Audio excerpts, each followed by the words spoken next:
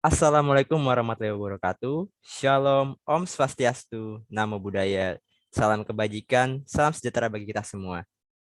Sebelum kami memulai presentasi kami, marilah panjatkan puji dan syukur kepada Tuhan Yang Maha Esa atas berkat rahmat kesehatannya. Yang kami hormati Bu Nur Hafifah selaku dosen pengampu mata kuliah Praktikum Sistem Basis Data. Terima kasih atas kesempatan yang diberikan untuk kami kelompok ini dari kelas A Prodi S1 Sistem Informasi untuk mempresentasikan proyek basis data yang berjudul Database Blue Book yang disusun sebagai tugas ujian tengah semester 2 pada mata kuliah Praktikum Sistem Basis Data. Ya, next.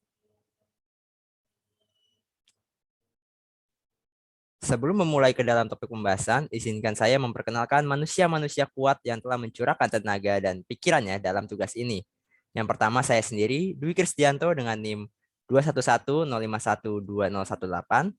Lalu rekan-rekan saya, Dia Pramesti dengan NIM 211051211. Kaliza Fania dengan NIM 21105122020. Lalu Pelangi Dwi Mawarni dengan NIM 21105122028. Dan yang terakhir Pangestu Dwi Panggo dengan NIM 21105122034. Next.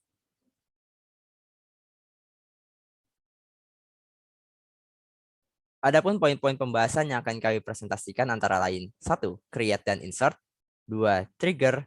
3. Fungsi. 4. Transaction control language. Dan 5. Looking table. Next. Create dan insert. Dalam pembuatan database ini tentu saja harus didefinisikan dulu database apa yang kita buat dan tentu saja tabel-tabel yang ada di dalamnya. Next. Yang pertama kami lakukan tentu saja membuat database yang kami beri nama transaksi toko buku karena database ini akan berfokus pada sistem transaksi di toko buku ini. Untuk cara membuatnya, pertama dengan sintak create database transaksi toko buku, lalu dilanjut dengan kita menggunakan database dengan perintah sintaks use transaksi toko buku. Next. Lalu akan ada create table yang di sini kita harus mendefinisikan dulu tabel-tabel yang ada di dalam database. Create ini adalah salah satu query DDL atau bisa bilang dat definition data definition language untuk mendefinisikan atau membuat sesuatu database dan tabel. Bersama dengan alter yang digunakan untuk mengedit struktur tabel dan drop untuk meniadakan atau menghapus tabel. Untuk create ini sintaksnya pertama bisa dilihat ada create tabel penulis, dari mana penulis ini adalah nama tabelnya. Lalu didefinisikan atribut atau kolom atau field yang ada dalam tabel ini. Seperti ada ID penulis, nama, tempat lahir, tanggal lahir, jenis kelamin, dan email. Lalu setelah itu ada juga tipe data yang harus dipasangkan kepada setiap field. Seperti char, varchar itu untuk karakter, int dan float itu untuk numerik, date untuk penanggalan dengan format tahun, bulan, dan hari. Lalu ada enum yang merupakan tipe data yang value-nya sudah didefinisikan terlebih dahulu sehingga di saat pengisiannya nanti tidak bisa diisi dengan value lain di luar yang sudah didefinisikan. Atau singkatnya ini seperti membuat pilihan kepada admin dari database-nya untuk memasukkan antara data A atau data B recordnya. Seperti di atribut jenis kelamin, di mana di situ enumnya adalah perempuan dan laki-laki. Jadi, data yang digunakan itu antara perempuan atau laki-laki. Lalu dalam pendefinisian juga ada yang namanya constraint. Constraint ini seperti batasan atau aturan yang berlaku pada field tersebut. Contoh yang pertama di sini kami gunakan adalah primary key. Primary key ini merupakan sebuah atribut yang menjadi kunci dari dalam suatu tabel. Primary key ini berfungsi sebagai tanda pengenal record sehingga memudahkan pencarian dan penyusunan record yang dibutuhkan. Lalu ada foreign key yang merupakan sebuah atribut yang menjadi sebuah jembatan relasi antara satu tabel dengan tabel lainnya. Jadi dalam query-nya atribut foreign key akan merujuk ke primary key di tabel lain. Lalu ada unique yang merupakan sebuah atribut yang mana record hanya bisa dituliskan satu kali pada sebuah tabel yang nantinya akan membatasi sehingga tidak ada duplikat record. Lalu yang terakhir ada constraint not null yang membuat suatu field tersebut haruslah diisi, tidak boleh dikosongkan. Untuk pembuat tabel penulis ada seperti di gambar ini. Next. Untuk pembuatan tabel penerbit bisa dilihat pada gambar. Next.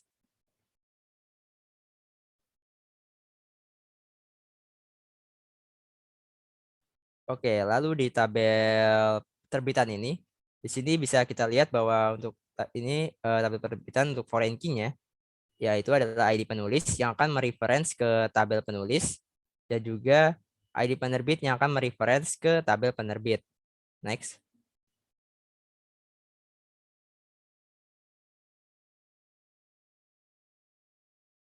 Lanjut lagi untuk pembuatan tabel buku, di mana kita akan merujukkan ID terbit yang ada di tabel terbitan, lalu juga ID penulis yang ada di tabel terbitan, dan juga ID penerbit yang ada di tabel terbitan. Next lagi.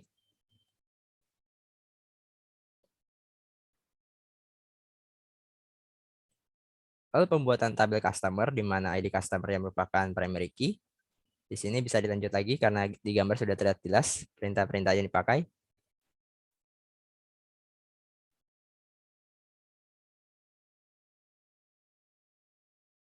Lalu pada tabel pembelian, pembuatan tabel pembelian adalah seperti pada gambar, di mana foreign key-nya ini adalah di ID customer yang merujuk ke tabel customer, dan untuk ID buku merujuk ke tabel buku. Ya, next. Selanjutnya adalah perintah insert. Karena tadi sudah kita definisikan tabel-tabel yang ada dalam database, selanjutnya adalah kita mengisikan atau mengedit dan menghapus data recordnya yang disebut dengan DML, yaitu Data Manipulation Language, yang terdiri dari insert digunakan untuk menambahkan, lalu ada update untuk mengubah, dan juga delete untuk menghapus record. Ini untuk tabel tulis tadi ya. Lalu tabel penulis ada seperti ini. Ya, insert untuk penulis dan disesuaikan juga dengan data-data yang ada tadi dalam atribut. Jika ditampilkan dengan perintah select from, yang artinya kita select asterisk from penulis, akan menampilkan seluruh data pada tabel penulis. Next.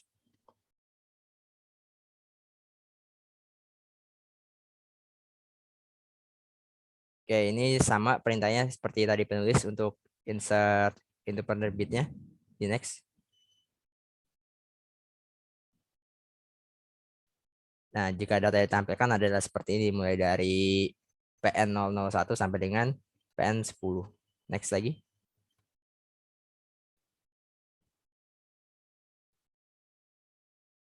Tabel terbitan juga sama, dari TR1 sampai dengan TR13.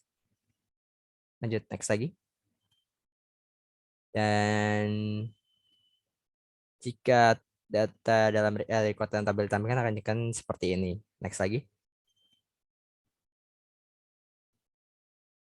Sama halnya dengan sebelum-sebelumnya, untuk insert itu seperti ini. Next lagi, langsung ditampilkan saja isi dari record tabelnya. Nah, ya kan jadi seperti ini. Next lagi. Pengisian tabel customer. Di next lagi. Lalu menampilkan record pada tabel customer. Iya, di next lagi. Ini mengisi record ke dalam tabel pembelian. Dan yang terakhir, menampilkan record pada tabel pembelian. Oke.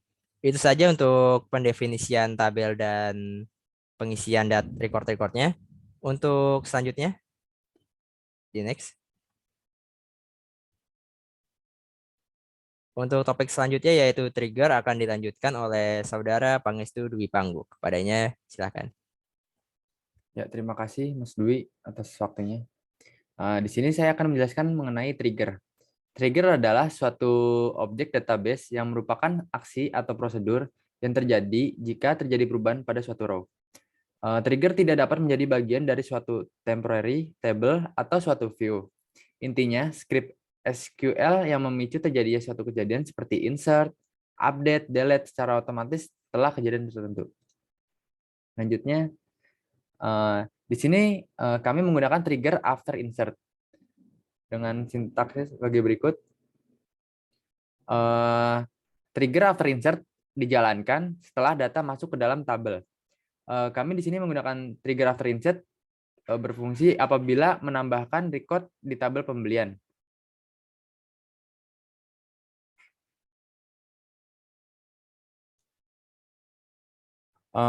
Kami di sini menggunakan trigger after insert berfungsi apabila menambahkan record di tabel pembelian. Maka akan memperbarui tabel buku jika kita memasukkan data ke tabel pembelian. Sesuai yang kita inginkan, maka akan berefek berkurangnya stok buku di tabel buku. Contohnya sebagai berikut. Ini tabel buku sebelum dimasukkan insertnya, kami memasukkan dengan kode transaksi ID transaksi TR0013 dengan jumlah 5. Di sini pada tabel pembelian sudah terinput TR0013 BK02 dengan jumlah bukunya 5. Ya, di tabel buku berubah yang tadi awalnya BK002 dengan jumlah awalnya 109 berkurang menjadi 104. Selanjutnya di sini kami menggunakan trigger after update. After update ini dijalankan setelah proses update data. Selanjutnya kami menggunakan after update ini berfungsi untuk mengupdate jumlah buku. Jika kita melakukan pembelian buku, maka akan mengupdate stok yang berada pada tabel buku. Bisa kita lihat. Ya, ini tabel buku sebelum kita update jumlahnya. Ya, kita akan mengupdate pembelian buku. Kita akan masukkan jumlah bukunya 5 dengan ID transaksi TR0013. Ya, sudah terinput TR0013, ID bukunya BK002. Jadi kita memasukkan jumlahnya 5 ya. Di tabel buku akan berubah yang tadi BK002 awalnya 104 berkurang menjadi 99. Selanjutnya kami menggunakan trigger after delete. Di sini berfungsi untuk menjalankan setelah proses delete data. Kami memakai trigger ini untuk menghapus data jika kita melakukan penghapusan data pada tabel pembelian, maka akan berdampak ke tabel buku. Kita bisa lihat ini tabel pembelian sebelum di delete. Di sini kita lihat tabel bukunya sebelum di delete. Nah, di sini kita akan mendelete pembelian dengan ID transaksi TR0012. Di tabel pembelian TR0012 sudah terhapus.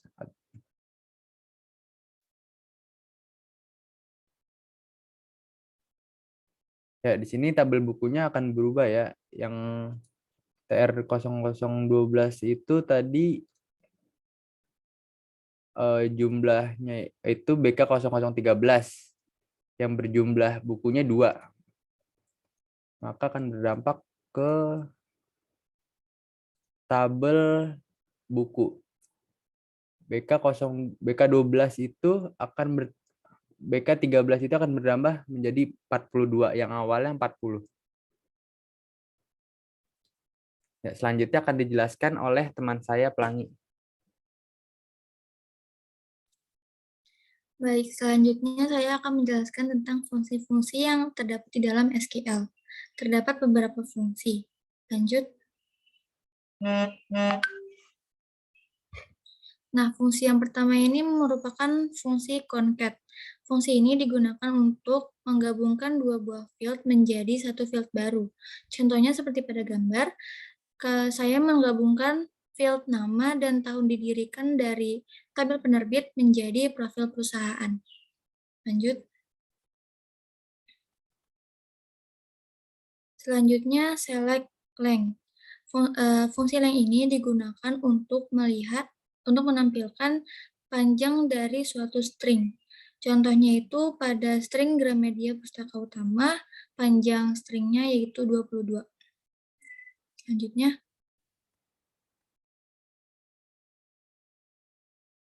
kemudian ada lower. Nah, fungsi lower ini digunakan untuk mengubah suatu string dari huruf besar menjadi huruf kecil semua. Selanjutnya ada fungsi upper. Fungsi upper ini digunakan untuk mengganti suatu string dari huruf kecil menjadi huruf kapital atau huruf besar. Selanjutnya terdapat fungsi replace. Fungsi replace ini digunakan untuk mengganti parameter kedua menjadi parameter ketiga pada parameter pertama. Yang dimaksud yaitu pada gambar, fungsi ini akan mengganti huruf U di parameter kedua menjadi huruf A parameter ketiga dalam parameter pertama yaitu 9 cahaya abadi menjadi yang hasilnya akan menjadi 9 cahaya abadi. Selanjutnya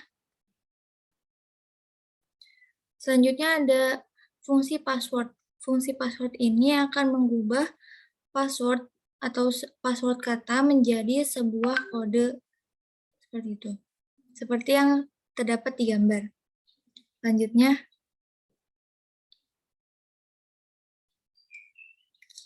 Selanjutnya fungsi count. Fungsi count ini digunakan untuk menampilkan jumlah data pada suatu tabel dengan sintaks select count bintang from buku yang hasilnya 13. Selanjutnya, kemudian ada perhitungan.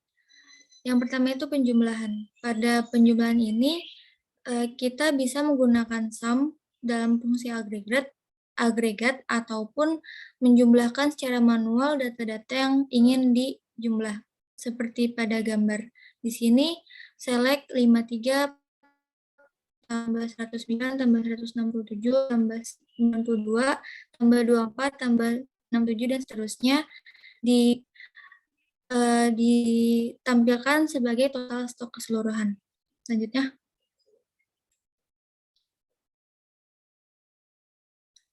Kemudian ada pembagian. Nah, pada pembagian ini menggunakan sintaks select ID buku, harga total, garis miring jumlah buku. Garis miring ini sebagai simbol untuk pembagian. Lanjut. Kemudian ada pengurangan. Untuk sintaks pengurangan itu bisa menggunakan select 109 kurang 2 kurang 1 sisa stok BK0002. Nah, simbol strip di sini merupakan simbol dari pengurangan. Lanjut. Kemudian perkalian dengan sintaks select ID transaksi, harga buku, bintang, jumlah buku, harga total from pembelian. Simbol bintang di sini merupakan simbol dari perkalian. Lanjut.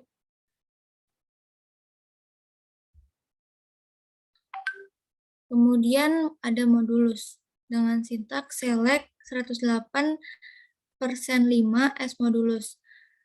Simbol persen di sini merupakan simbol dari modulus. Selanjutnya. Kemudian ada SView agregat yang akan dijelaskan oleh teman saya. Ini ya.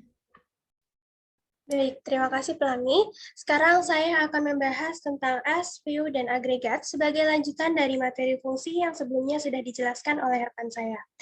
Nah, sebelum kita masuk ke sintaks, saya akan menjelaskan sedikit tentang as. As ini merupakan alias, jadi kita bisa mengganti nama kolom dengan nama baru yang kita inginkan. Selain itu, kita juga bisa menggunakan as sebagai fungsi untuk menyederhanakan penulisan nama kolom. Misalnya kita mempunyai kolom dengan nama nomor, underscore customer, underscore service. Nah, karena nama ini terlalu panjang, kita bisa mengaliaskan nama ini dengan sintaks as menjadi nomor underscore cs misalnya. Nah, kita akan langsung lanjut ke view di sini. Kita lihat, Di Create View di sini, saya ingin menampilkan berapa banyak transaksi yang dilakukan oleh customer dengan ID customer CS007. Nah, dalam sintaks ini, view digunakan untuk membuat tabel virtual yang nantinya akan dipanggil kembali dan langsung menunjukkan perintah yang dipasangkan pada view tersebut. Di sini saya juga menggunakan fungsi agregat yaitu count untuk menghitung frekuensi kemunculan dari CS007 ini. Seperti hasil di sini, CS007 melakukan transaksi sebanyak 2 kali. Lanjut.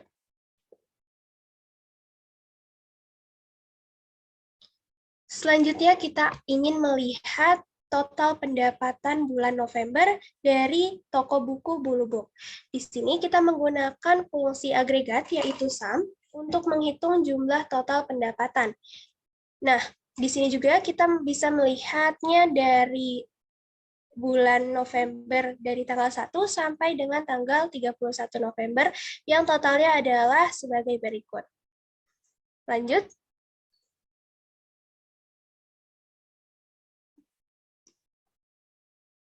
Kemudian kita membuat view dengan nama rata-rata harga buku. Kita ingin melihat rata-rata harga buku dengan itu average.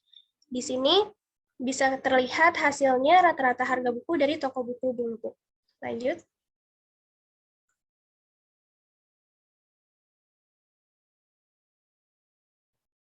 Selanjutnya kita membuat view harga buku termurah. Di sini kita menggunakan fungsi agregat min, yaitu untuk menentukan nilai terendah dari suatu data. Dan ternyata harga buku termurah dari toko buku Bulubook adalah buku hujan dengan harga 66.300. Lanjut.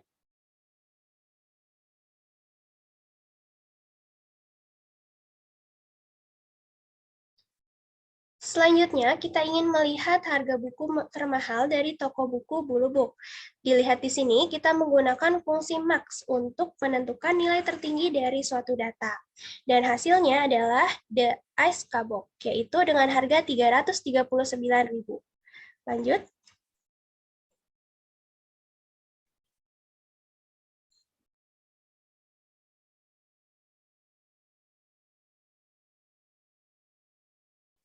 Dan yang terakhir, di sini kita akan menampilkan detail buku. Saya menggunakan view dengan nama detail buku yang menggabungkan tabel buku, penulis, penerbit, tabel buku, penulis, dan penerbit. Di sini yang diambil adalah ID buku, judul buku, ID penulis, ID penerbit, dan nama penerbit.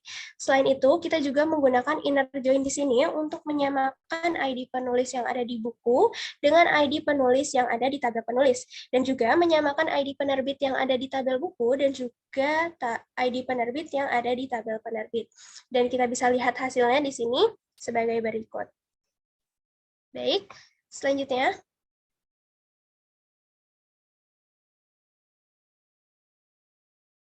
materi selanjutnya akan dipresentasikan oleh rekan saya, Dia Pramesti. Baik, terima kasih. Selanjutnya adalah TCL atau Transaction Control Language. Jadi, TCL dapat diartikan sebagai perintah untuk mengendalikan suatu perubahan data di database. Next.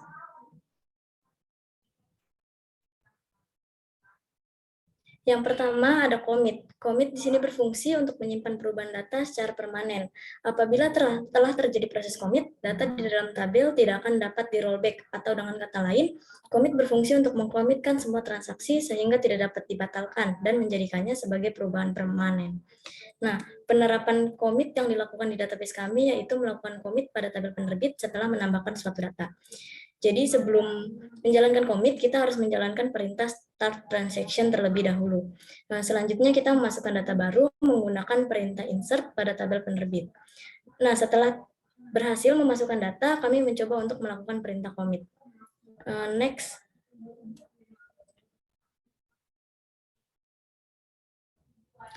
Maka hasil perubahan permanen yang terjadi pada tabel seperti berikut ini.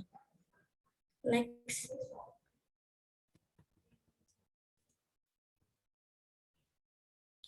Selanjutnya save point. Nah, save point ini merupakan perintah yang berfungsi untuk menandai checkpoint dari suatu database untuk menyimpan keadaan dari database tersebut. Jadi save point dapat dianalogikan seperti sebuah checkpoint saat kita bermain game. Nah, fungsi dari save point ini adalah supaya pada saat kita ingin melakukan rollback atau ada transaksi yang gagal, maka transaksi tidak berjalan dari awal kembali, tetapi dari save point yang telah kita buat. Pada database kami mencoba membuat save point setelah menambahkan data ke dalam tabel penulis. Save point yang kami buat diberi nama identifier less insert. Jadi di sini kita menambahkan sebuah data ke dalam tabel penulis, kemudian membuat save point dengan identifier less insert. Next.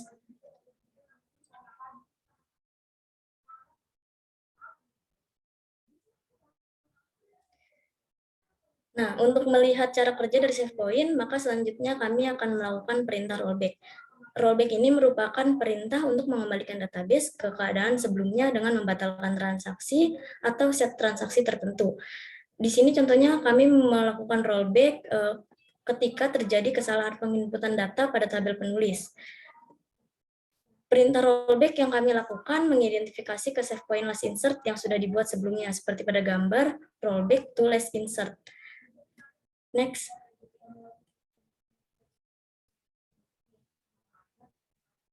Nah, bisa dilihat, maka data yang di-insert terakhir kali akan di-undo ke kondisi terakhir sebelum dilakukannya save point last insert. Jadi pada kasus ini, data penulis dengan ID PL 0013 tidak dimasukkan ke dalam tabel. Nah, next.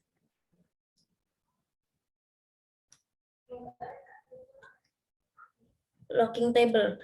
Jadi locking table ini bertujuan untuk membatasi akses terhadap suatu tabel jika ada user yang sedang aktif mengakses. Suatu tabel yang sedang terkunci tidak dapat diakses dengan bebas oleh user lain. Jadi di locking table ini ada dua jenis kunci, yaitu write dan read. Next.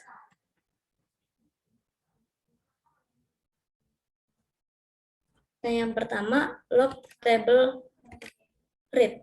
Jadi di database transaksi toko buku ini terdapat tabel buku dan kami akan mencoba melakukan penguncian tabel dengan jenis kunci read. Next.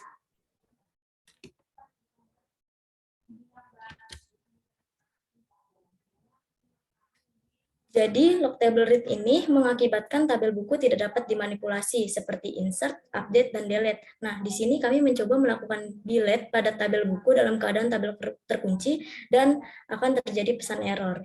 Next.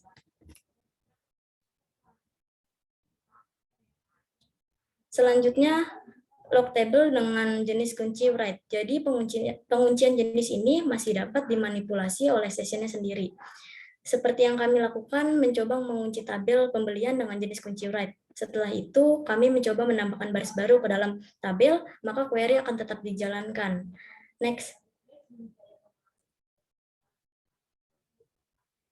Tetapi apabila ada session atau connection ID yang lain yang mencoba memanipulasi, maka proses query akan tertunda dan statusnya menjadi waiting hingga dilakukan unlock tables. Next.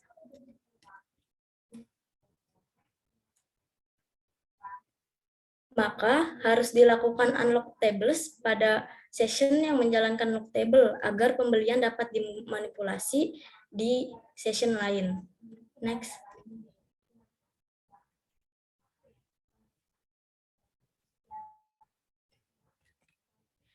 Nah, setelah di unlock tables, maka query yang sempat tertunda di connection ID 170 akan diproses dan data akan masuk ke tabel pembelian. Jadi dapat disimpulkan lock table read adalah sebuah fungsi yang berguna untuk mengunci tabel dari insert, update, delete dari sesi atau ID koneksi manapun. Sedangkan lock table write akan mengunci tabel dari sesi atau ID koneksi lain. Dengan kata lain, sesi yang melakukan lock table write masih dapat memanipulasi data yang ada di dalamnya. Nah, sekian pembahasan mengenai TCL dan table locking, saya kembalikan kepada Dwi. Terima kasih. Baik, di next saja. Demikian presentasi tugas UTS praktikum sistem basis data yang telah kami kerjakan. Semoga dapat bermanfaat bagi kita semua. Kami mohon maaf apabila ada kekurangan dalam presentasi kami. Akhir kata, hasil yang indah tak lepas dari proses yang tak mudah. Oleh sebab itu, tidak ada kata akhir untuk belajar. Saya tutup presentasi ini. Terima kasih atas atensi Bu Nur Hafifah sebagai dosen pengampu dan rekan-rekan sekalian. Wassalamualaikum warahmatullahi wabarakatuh.